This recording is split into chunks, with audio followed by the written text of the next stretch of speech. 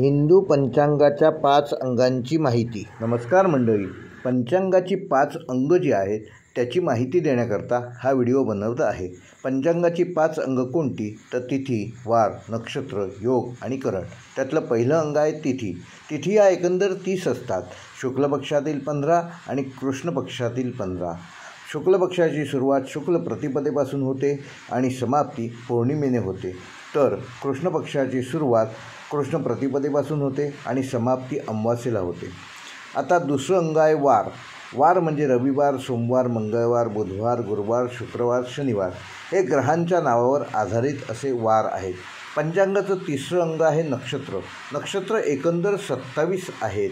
अश्विनी, भरणी, कृत्तिका, रोहिणी, मृग, आद्रा, पुनर्वसू, पुष्य, आश्लेषा, मघा, पूर्वा, उत्तरा, हस्त, चित्रा, स्वाती, विशाखा, अनुराधा, ज्येष्ठा, मूळ, पूर्वाषाढा, उत्तराषाढा, श्रवण, धनिष्ठा, शततारका, पूर्वा भाद्रपदा, उत्तरा भाद्रपदा आणि रेवती अशी एकंदर 27 नक्षत्र आहेत।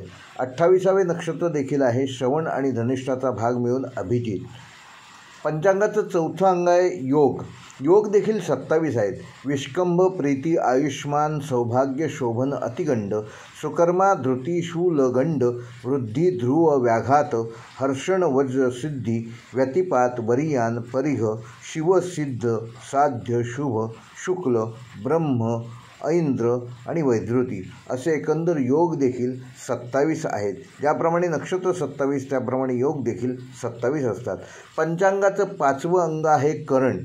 करण एकंदर 11 आहेत। त्यापैकी 7 करण जे आहेत बव, बालव, कौलव, तैतिल, गर, वणिज आणि विष्टी हे करण शुक्ल प्रतिपदेच्या उत्तरार्धापासून कृष्ण चतुर्दशीच्या पूर्वार्धापर्यंत 29 तिथींना पुन्हा पुन्हा येत असतात। त्यांचा क्रमही वर दिलेल्याप्रमाणेच असतो आणि 8वा, 9वा, 10वा, 11वा शकुनी, चतुष्पाद, नाग आणि किसृग्न हे 4 करण फक्त कृष्ण चतुर्दशी उत्तरार्ध ते शुक्ल प्रतिपदा पूर्वार्ध ह्या 2 दिवसातच येत असतात। एरवी महिनाभरात कधीही येत नाहीत। ही माहिती तुम्हाला माहिती होती का?